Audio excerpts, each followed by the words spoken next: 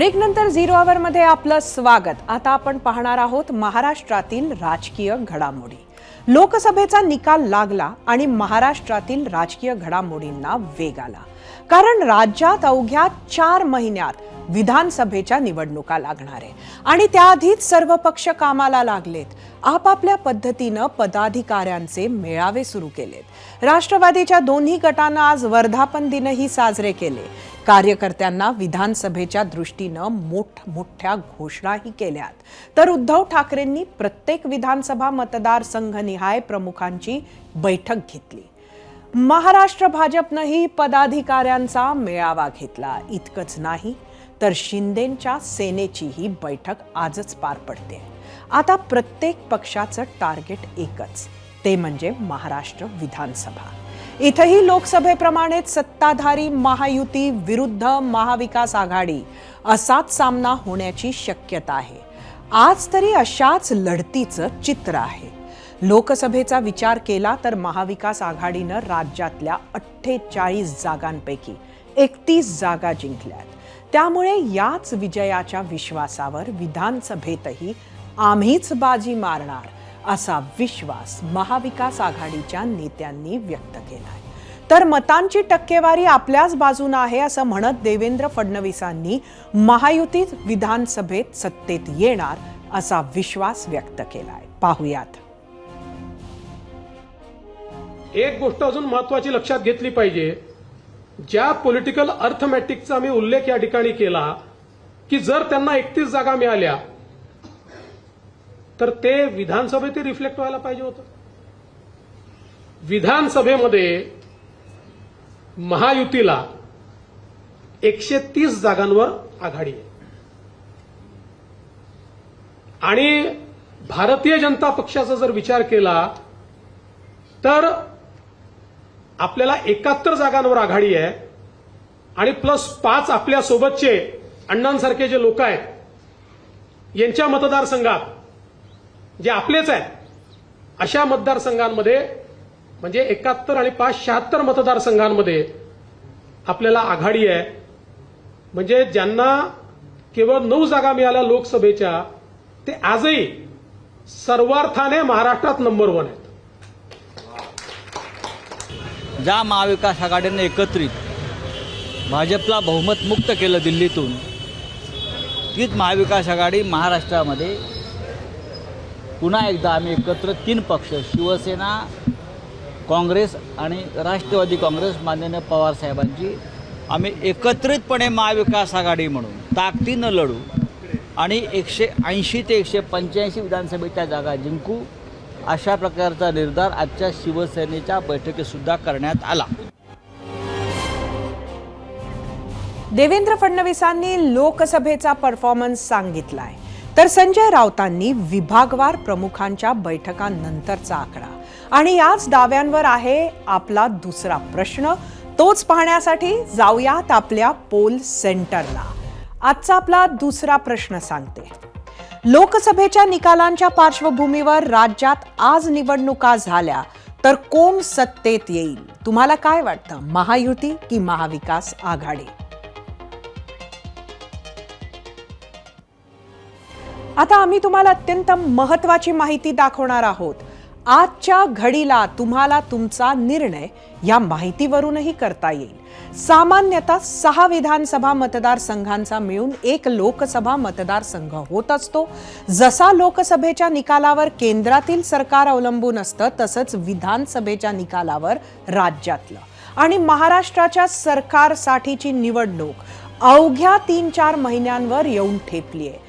त्यामुळेच काल लागलेल्या लोकसभेतील निकालानुसार महाराष्ट्रातील विधानसभा मतदारसंघात मविया आघाडी आहे, किती मतदारसंघात महायुतीला आघाडी आहे, त्या आकड्यांवर एक नजर टाकूयात ग्राफिक्सच्या माध्यमातून।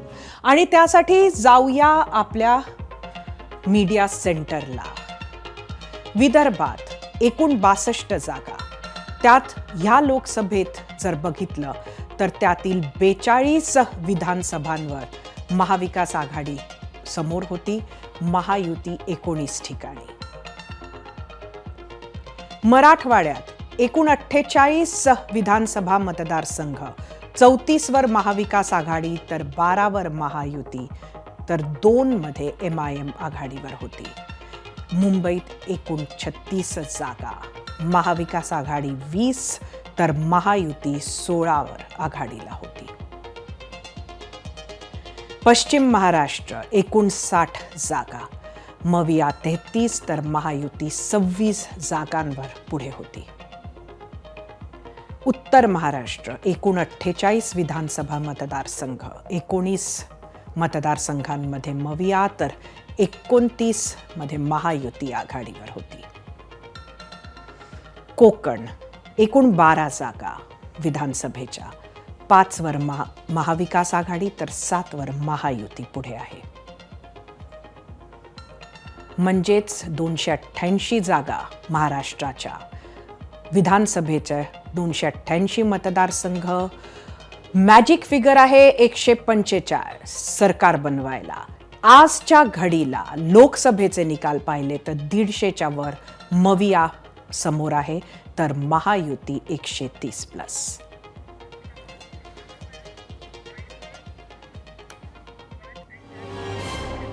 आज राष्ट्रवादी काँग्रेसचा 25वा वर्धापन दिवस आहे.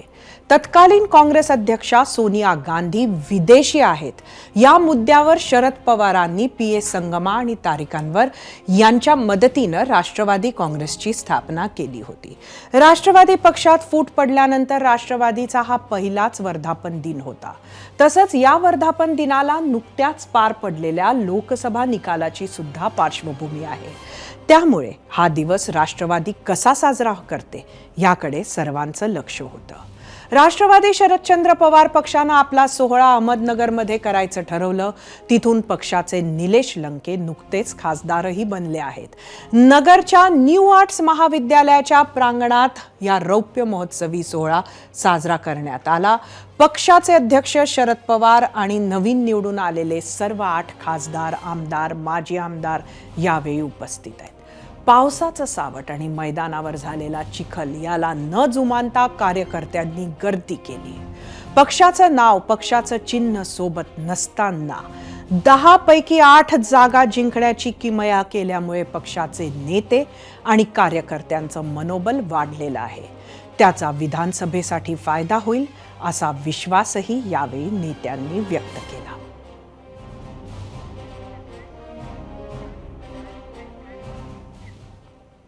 फुटीनंतर राष्ट्रवादी पक्ष आणि चिन्ह ज्या अजित पवार यांच्या वाट्याला आलं, त्यांनी पक्षाच्या 25व्या वर्धापन दिनानिमित्त सकाळी मुंबई कार्यालयात ध्वजारोहण केलं. त्यानंतर मुंबईत षण्मुखानंद सभागृहात पार पडलेल्या कार्यक्रमात अजित पवार, सुनील तटकरे, दिलीप वळसे पाटील, छगन भुजबळ, धनंजय मुंडे, अनिल पाटील, संजय बनसोडे, रुपाली चाकणकर असे सगळे प्रमुख नेते उपस्थित होते. पक्षाच्या वाढीत शरद पवार यांचं योगदान सांगताना अजित पवार यांचा कंठ दाटून आला होता. लोकसभा निवडणुकीत पक्षाला केवळ 1 जागा जिंकता आली. शरद पवारांच्या समोर अजित पवारांच्या गटाची कामगिरी सुमार झाली. त्याच्या विश्लेषणावर सर्वच प्रमुख नेत्यांनी भर दिला. तसंच मोदींच्या मंत्रिमंडळात स्थान का मिळालं नाही त्याचं स्पष्टीकरणही नेत्यांनी कार्यकर्त्यांना दिलं. तसंच पुढची मोठी लढाई विधानसभा निवडणूक जवळ आली आहे. त्या निवडणुकीत जोमानं काम करायचं आणि लोकसभेतील उणीव भरून काढायचं नियोजनही वर्धापन दिनी करण्यात आलं. या कार्यक्रमाच्या निमित्तानं गेले 2 दिवस अजित पवार आणि छगन भुजबळ या 2 महत्त्वाच्या नेत्यांमधील मतमतांतर सुद्धा पाहायला मिळाली. या संदर्भामध्ये एकनाथराव शिंदे, देवेंद्रजी, मी, आमच्यातले काही प्रमुख लोक यांची चर्चा त्या ठिकाणी झालेली आहे. ते सगळे सोयऱ्याच्या संदर्भातला प्रश्न आहे. त्या संदर्भामध्ये कुणी बोलायचं, काय बोलायचं हे आमचं ठरलेलं. त्याही संदर्भामध्ये जे काही लक्ष घालून मार्ग काढायचा तो काढण्याच्या करता आम्ही सगळेजण प्रयत्नशील राहू. मराठा ओबीसी हा जो वाद आहे, आपण मराठा समाजाला 10% आरक्षण दिलेलं आहे आणि ते टिकणार आहे. पण असं असताना जर काही मागण्या जर होत असेल तर त्यांना समजावून सांगितलं पाहिजे. आम्ही कुठेतरी वास्तविक मराठा समाजाला आरक्षण देण्याचा निर्णय आम्ही त्या ठिकाणी घेतला. म्हणजे ह्या महायुतीच्या सरकारने एक अशा प्रकारची भावना निर्माण करण्यात आली की बाबा हे सरकारच अजून काही गोष्टीमध्ये कमी पडत आहे आणि ती नाराजी देखील आम्हाला सहन करावी लागली, विशेषतः मराठवाड्यामध्ये. मराठा ओबीसी हा जो वाद आहे, आपण मराठा समाजाला 10% आरक्षण दिलेलं आहे आणि ते टिकणार आहे. पण असं असताना जर काही मागण्या जर होत असेल तर त्यांना समजावून सांगितलं पाहिजे.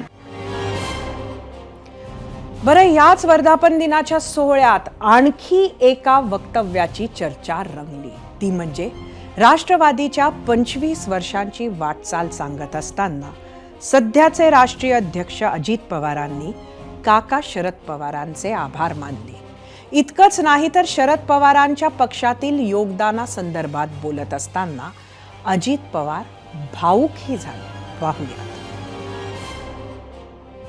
आज 25 वर्ष पूर्ण होत असताना मित्र, या प्रदीर्घ वाटचालीमध्ये काँग्रेस पक्ष, राष्ट्रवादी काँग्रेस पक्षाने काही महत्वपूर्ण नेते आज आपल्या सोबत नाहीयेत.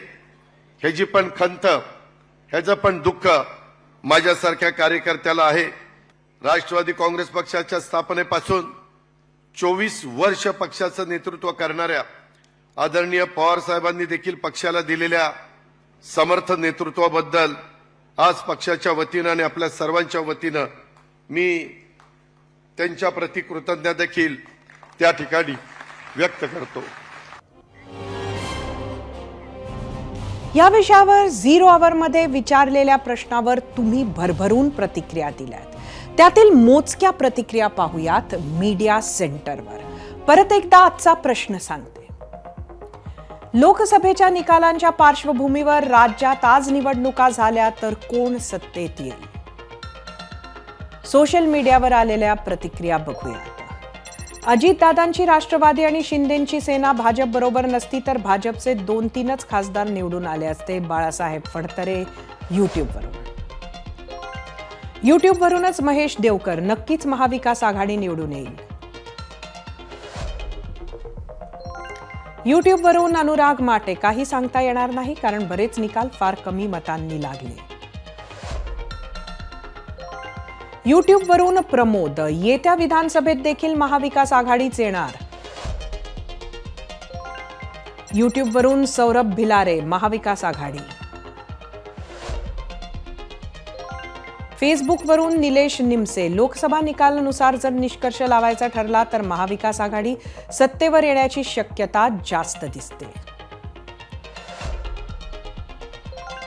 इंस्टाग्रामवरून आशिष बेंद्रे, महाविकास आघाडी.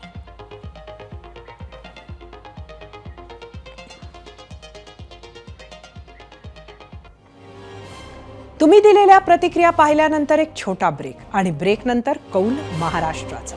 पाहत रहा एबीपी माझा.